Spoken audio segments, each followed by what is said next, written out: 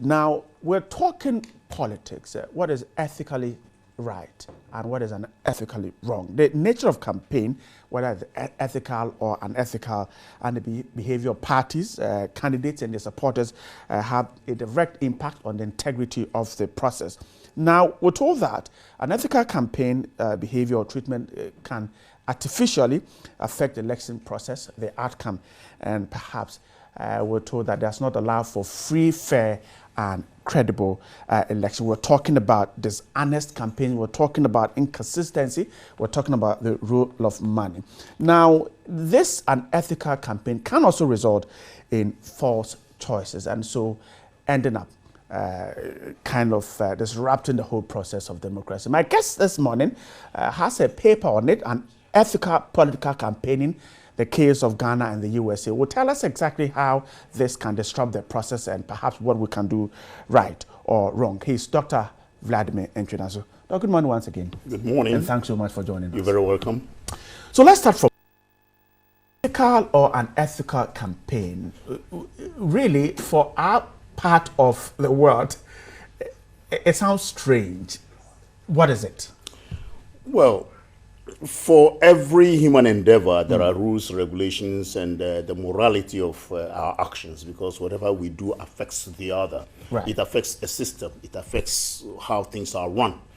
And therefore, campaign, whether you like it or not, is one of the channels through which we are able to get followers, we get able to get votes and things like that. We're looking for governance, and we're looking to be in power. And therefore, we need to send our messages.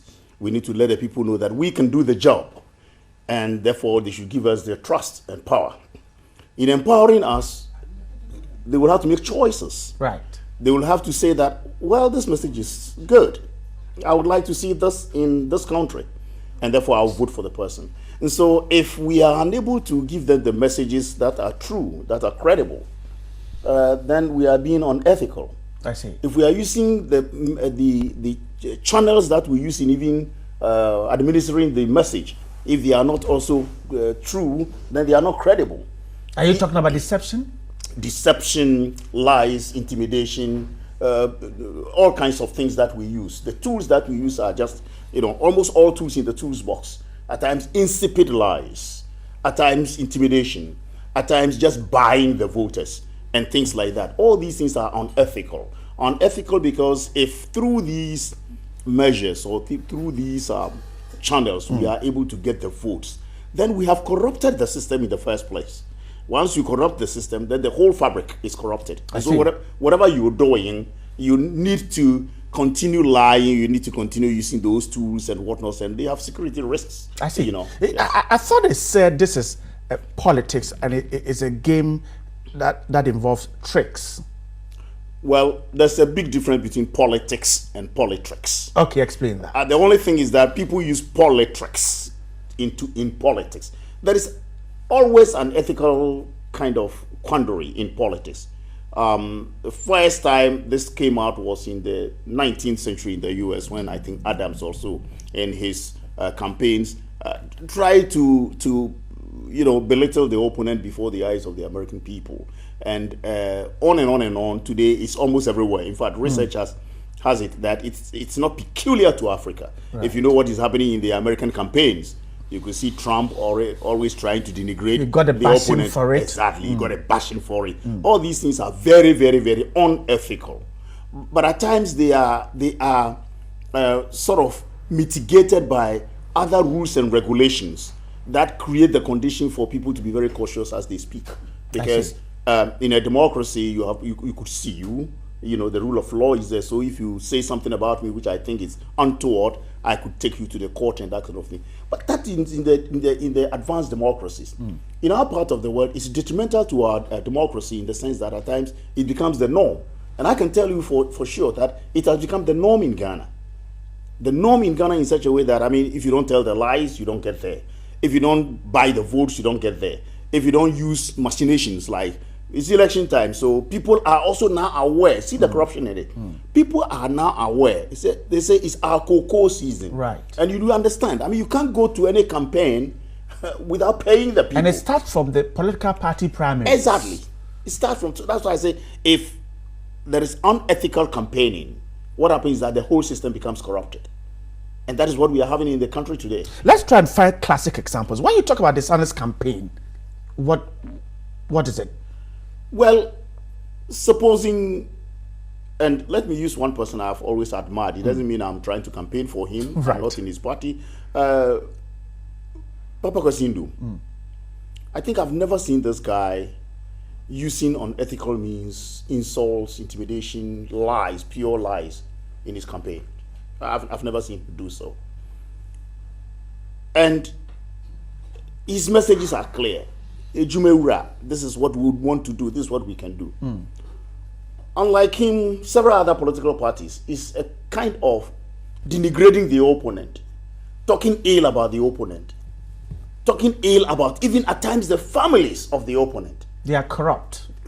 It's like They are not liars. necessarily being corrupt, but if they are corrupt, let it be established that somebody is a thief. Let it be established, and then we know it's an established truth that Antwi Danso some time ago shoplifted, and as a shoplifter is not capable of running the affairs of the state. But if these are not this is not the case, and you start talking about my mother was poor and my mother shoplifted some time ago, or well, when I was in the university, I had a girlfriend whom I beat, or that kind of thing. No matter how true this might be, this is not a message to the populace. That is dishonest. Dishonest.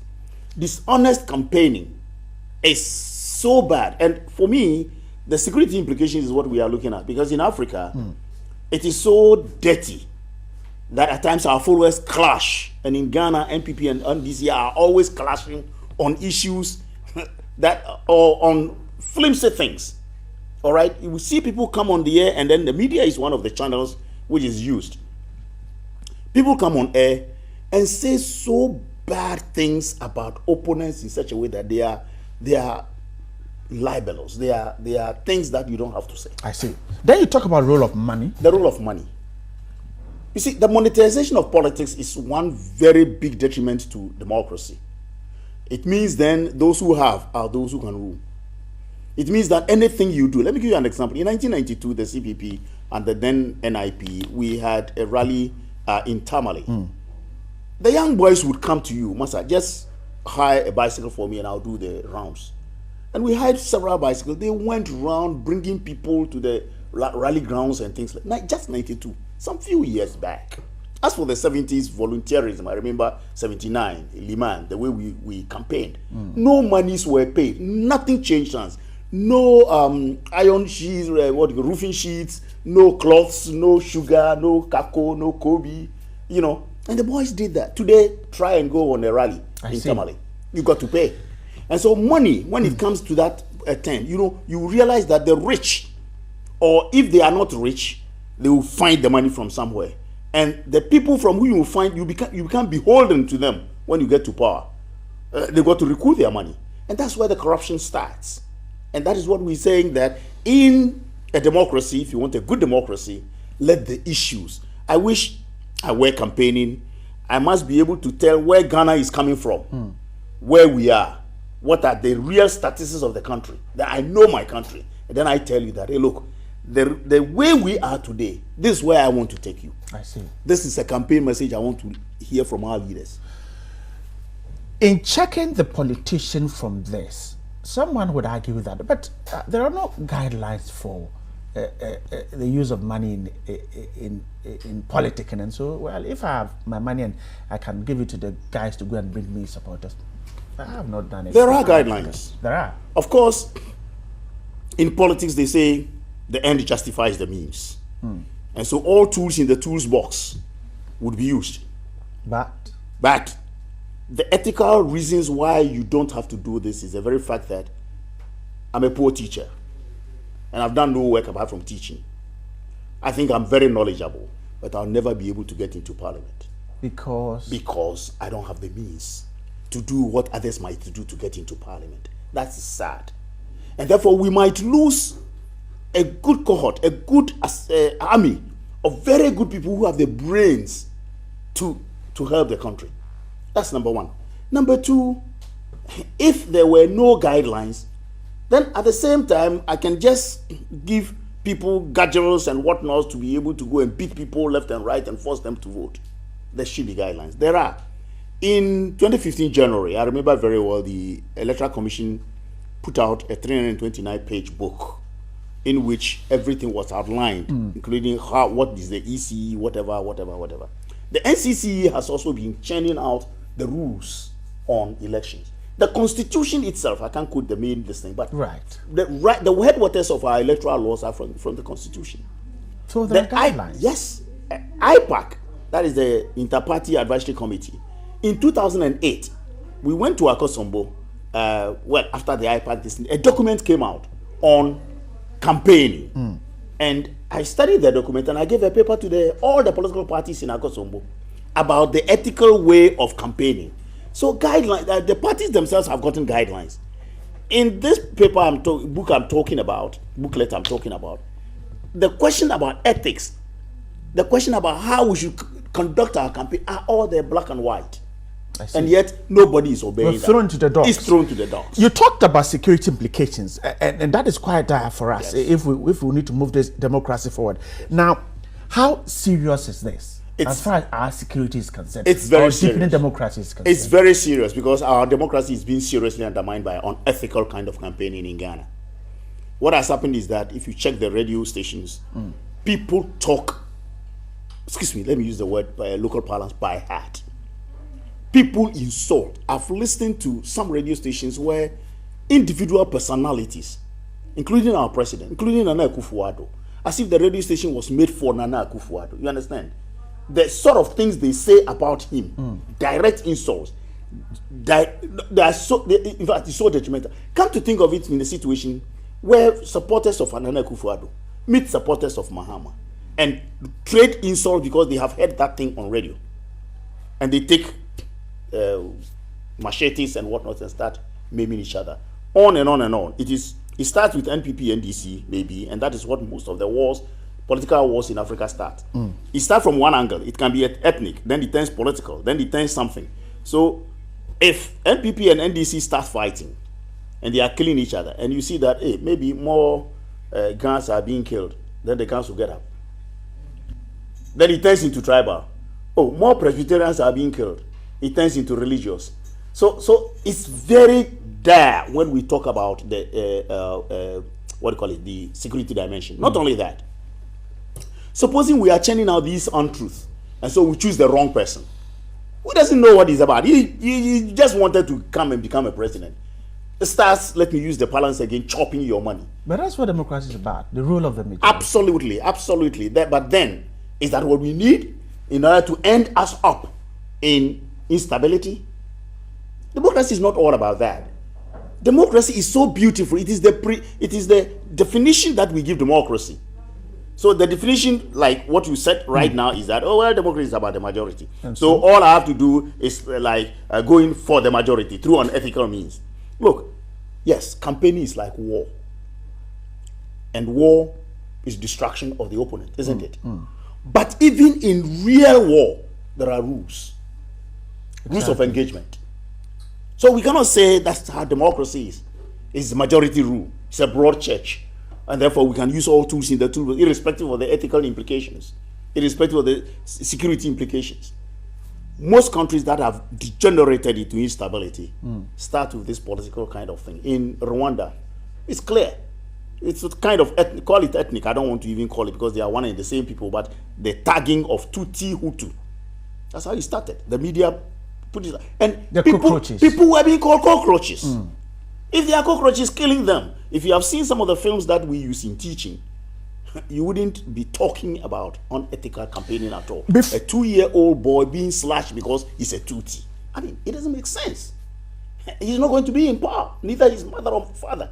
So when we talk about the unethical campaigning and the consequences of those kind of unethical campaigning, we should take them serious. In Hotel Rwanda, you had media houses on radio, the radio stations blaring out this. Let's go and get the cockroaches. Which means this is an ethical campaigning. The media has a key role to play if we want to find a way to deal with it. Let's talk about how to deal with this, how to nip it in the bud. Right. The media, I think sometime in 2012, I had a chance of also meeting the media and giving them a paper, Clever House. And the slides were such that, in fact, people were awed. They didn't want to even believe some of the things they were seeing. But that's our field, so we have all these things. I was showing what the media has done from country to country. What the media has, not in Rwanda alone. The First World War and the Second World War were even media mishandling of issues that blew beyond the media itself. Most of them were consumed. Right.